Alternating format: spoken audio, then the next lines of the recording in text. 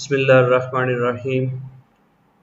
Dear students, this is the 25th lecture of course title Introduction to Special Theory of Relativity with the course code PHYS 4135. I am your course instructor Dr. Muhammad Azam. In this lecture, we discuss the motion of a charged particle in a magnetic field, whereas we have proved the motion of a charged particle in a uniform transverse electric field in our previous lecture. आज के lecture में motion of charge particle in magnetic field हमने देखना है और उसके लिए हमने motion of particle with charge e को हमने प्रोजेक्ट किया है in a magnetic field H और इसके लिए हम एज्यूम कर रहे हैं the Lorentz force experience by this charge particle in a magnetic field this is given by equation 1. ये एक्सप्रेशन हम ऑलरेडी अपने प्रीवियस लेक्चर में इस एक्सप्रेशन को निकाल चुके हैं. ये वाला वो एक्सप्रेशन था जो लॉरेंट्ज फोर्स हमने निकाली थी for a charge particle experience in an electromagnetic field. लेकिन यहाँ पे चूंकि हम चार्ज पार्टिकल की मोशन को देख रहे हैं in a magnetic field, therefore this part of electric field will be vanish. So we have F is equal to E over C V wedge product H. So यहाँ पे हम ये consider कर रहे हैं F is equal to E over C V wedge product H. Bold mean obviously this is a vector quantity and wedge product mean this is the usually cross product of two vectors V and magnetic field. Here V is the velocity of the particle.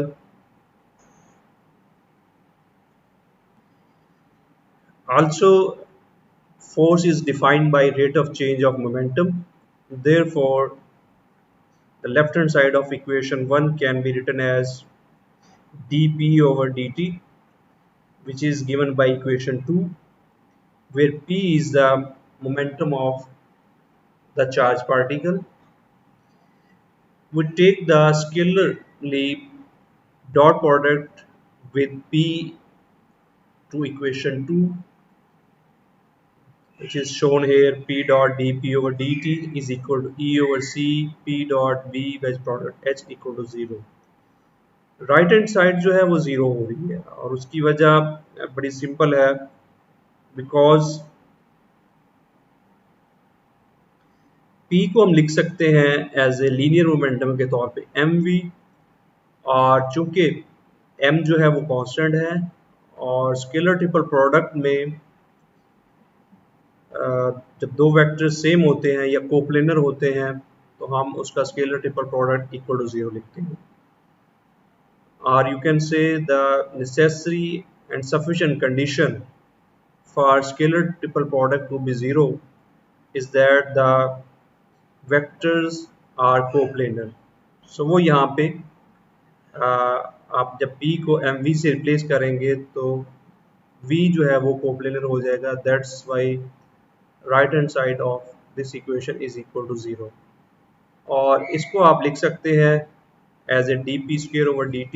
ये हम already prove कर चुके हैं अपने previous lectures में, because इसको आप लिख सकते हैं इंटू P डॉट P, और P डॉट P को आप फर्दर डिफ्रेंशिएट करेंगे by using dot product rule. और since dot product is commutative, therefore it can be written as 2 into P dot dP over dt. Since 2 cannot be equal to 0, so we have P dot P dP over dt equal to 0. So this can be written as dP square over dt. Integrating this equation, we get P is equal to constant. हमने इसको with respect to time जो है वो integrate किया है, so that we have momentum is equal to constant, which is given in equation 3. This constant means the magnitude of 3 momentum of a charged particle moving under the influence of a pure magnetic field is constant. And this leads to the result that the speed of the charged particle is also constant. Because momentum constant है, so therefore speed of the charge particle वो भी constant होगी, और speed को हम किससे ले रहे हैं, वो वेलोसिटी से ले रहे हैं। दस if v is the initial velocity speed of the particle, then its speed throughout the motion will remain constant. So ये fact हमें अपने previous equation से मिल गया, because p is constant, therefore we can say the speed of the charged particle throughout the motion will remain constant. Now p चूंकि constant है तो उसको हम लिख सकते हैं एज, बिकॉज कोई भी वेक्टर लिखा जा सकता है उसकी मैग्नीट्यूड इनटू यूनिट वेक्टर्स में। इसी वजह से p को हमने, ये बोल्ड आपको शो ये कर रहा है कि this is a vector quantity, इसको हमने लिखा है dpt over dt, where t is the unit vector in the direction of the motion of the particle, so that since p को हम constant कह चुके हैं, so therefore it can be taken outside this differential, so we write p is equal to dt over dt. Remember this bold mean this is a unit tangent vector.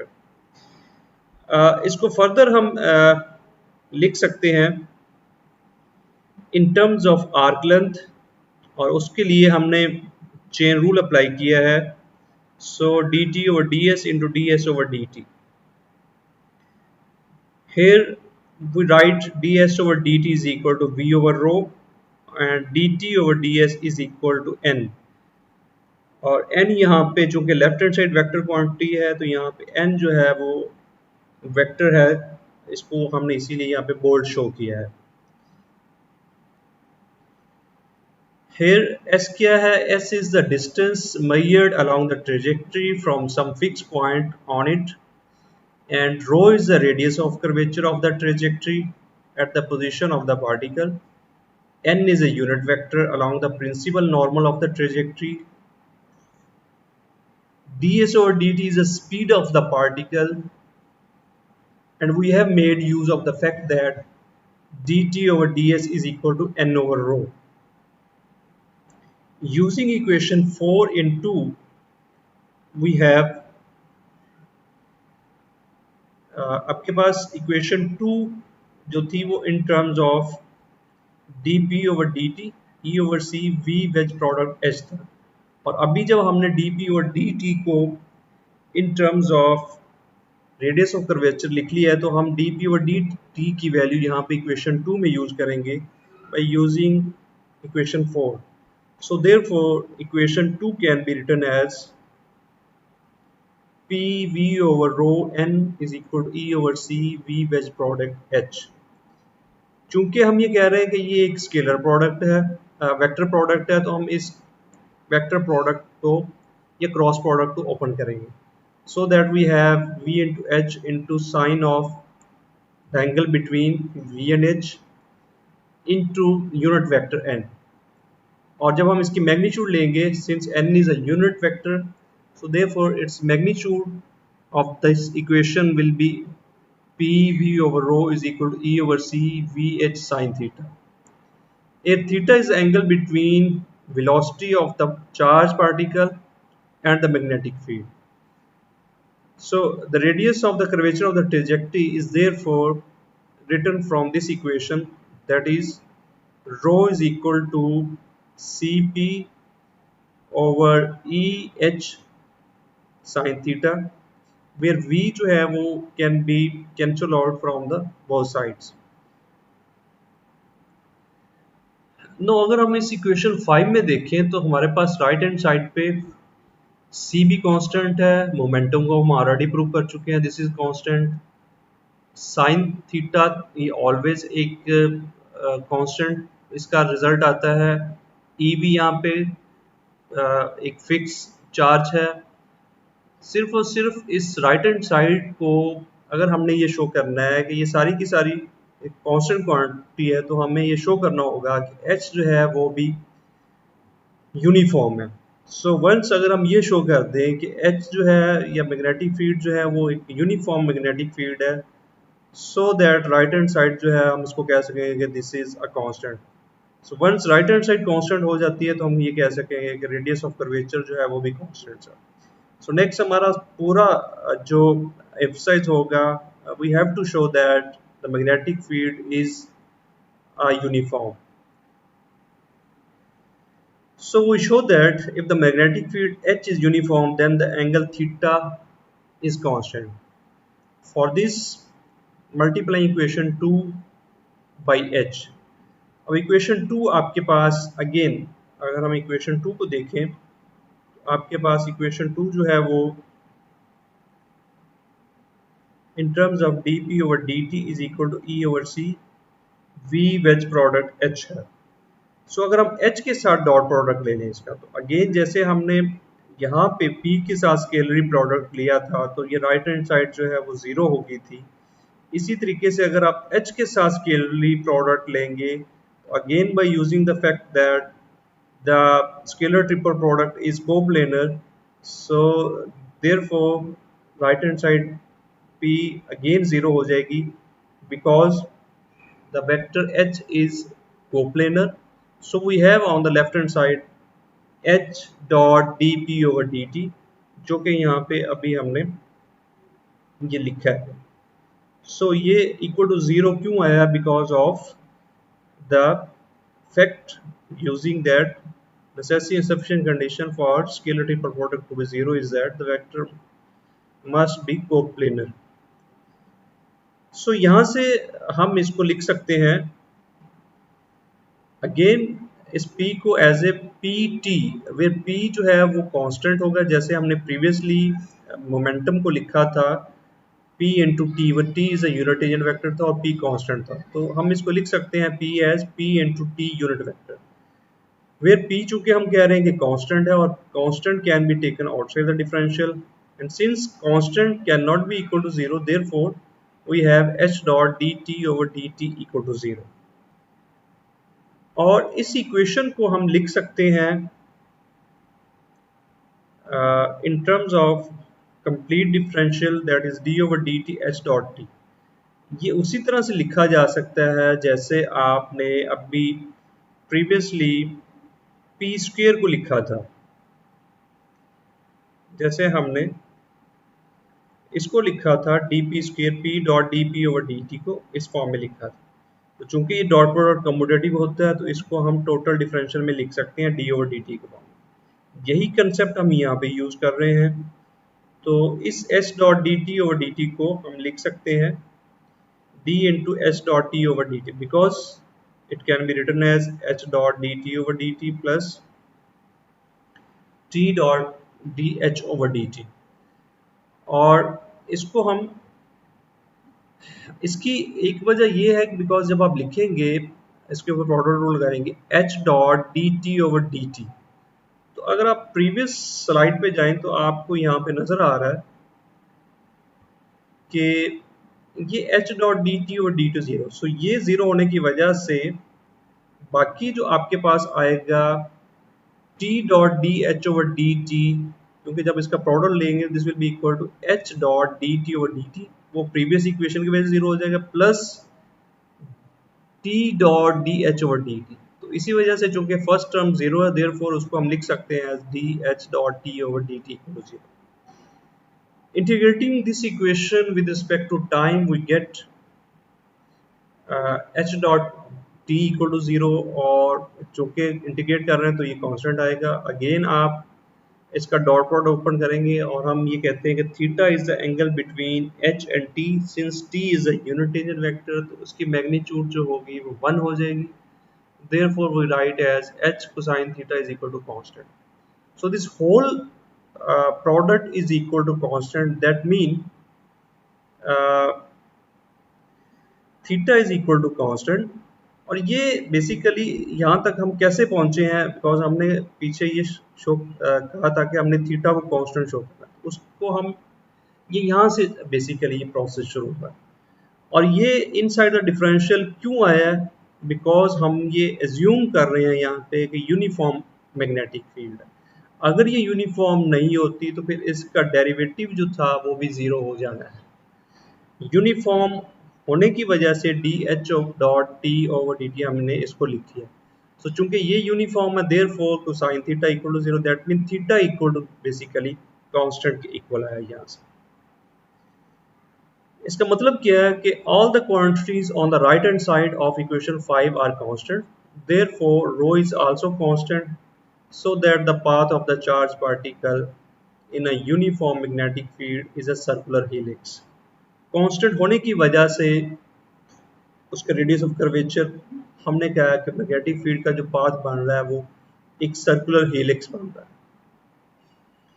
If the charged particle is initially projected in a direction which is perpendicular to h, its velocity will always remain perpendicular to it. So ये fact हम देख रहे हैं कि अगर charge particle को हम project कर रहे हैं in the direction which is perpendicular to h, जैसे हमने अपने प्रीवियस लेक्चर में इलेक्ट्रिक फील्ड को परपेंडिकुलर लिया था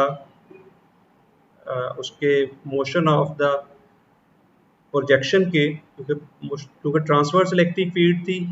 हमने कहा था कि इलेक्ट्रिक फील्ड जो होगी अगर अलोंग वाई एक्सिस होगी तो प्रोजेक्शन जो होगी वो अलोंग एक्स एक्सिस होगी।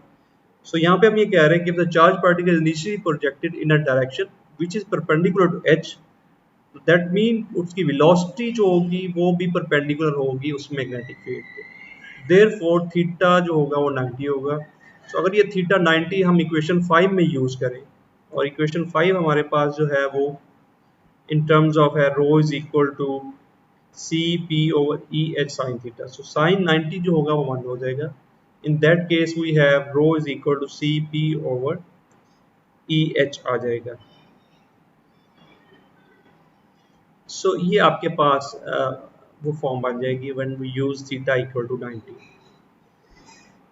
इसको फर्दर हम लिख सकते हैं because P is a linear momentum, it can be written as mv, और यहाँ से हम इसको लिख सकते हैं अगर हम रो को एज ए r के तौर पे कंसीडर कर लें, so that we have m v over r is equal to e over c h, where m is the relativistic mass of the charged particle. This shows that the path of a charged particle in a uniform magnetic field is a circle provided that the velocity of the particle is initially perpendicular to it. ये result कैसे हमें मिला जब हमने theta equal to 90 लिया, और theta equal to 90 mean कि हमारी जो प्रोजेक्शन इनिशियली हम ले रहे हैं वो परपेंडिकुलर टू h ले रहे हैं, that mean velocity is perpendicular to magnetic field. Equation 6 को हम फर्दर इस फॉर्म में भी लिख सकते हैं that the radius r of the circular motion is proportional to the momentum of the charged particle. The time taken by the charged particle to complete one circle is given by tau is equal to 2 pi over omega, और इसको omega की अगर हम value use कर दें v is equal to R omega होता है, तो वहाँ से ओमेगा की वैल्यू जो है वो लिखी जा सकती है is equal to 2 pi r over v which is equal to 2 pi mc over eh. Thus the relativistic time period depends upon the mass of the particle. Now, this fact is of great importance in contemporary physics and technology, and has been made use of in the construction of high energy accelerator such as synchrotron and cyclotron के लिए। तो ये इस तरीके से हमने motion of a charge particle in a magnetic field हमने निकाली, और देन उसके बाद हमने फर्दर उस कुछ और इन्वेस्टिगेशन की और उसका टाइम पीरियड भी निकाल लिया हमने कि अगर वो सर्कुलर मोशन है, सर्कुलर हेलिक्स है, तो उसका टाइम पीरियड क्या होगा। So this is in fact the last lecture of the course title introduction to special theory of relativity. So thank you very much.